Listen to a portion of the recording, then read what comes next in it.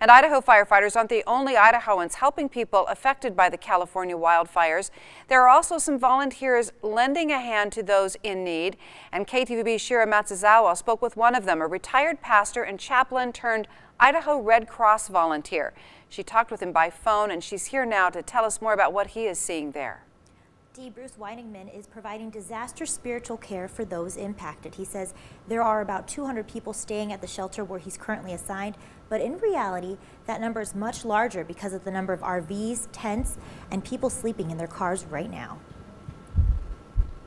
It's just, it's overwhelming. Bruce Wenigmann has seen devastation before. You know, you can look at a picture of pictures of the Grand Canyon, but it doesn't convey anything like the grandeur. You know what I mean? And being there in person. The retired Boise pastor and chaplain is now an Idaho Red Cross volunteer. He has been deployed to multiple disasters like Hurricane Irma. Disaster doesn't discriminate. Doesn't matter what your resources are, it can hit anybody.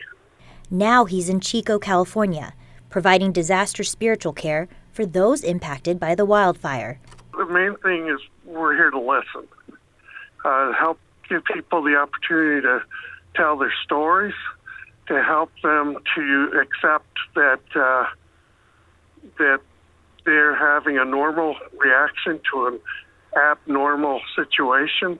Last night I was talking with a family where it took them 5 hours or more, 7 hours trying to locate their children because they were being moved around by other family members, and the anxiety levels is through the roof.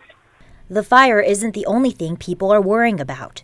One guy was telling me this morning, as he was told to evacuate, the fire hadn't yet gotten to his area, but looters were already coming in. People were coming in to loot the homes, and which is really insult on top of injury. Bruce says the devastation is almost indescribable because the scale of it is so large. Their goal now, to help those impacted move forward. To help them to problem solve so that they can move from being someone who's been a victim of an event to become a survivor, taking responsibility for their own recovery. Bruce has been in California since Sunday. He says he'll probably be there for 3 weeks. Boy, Shira, what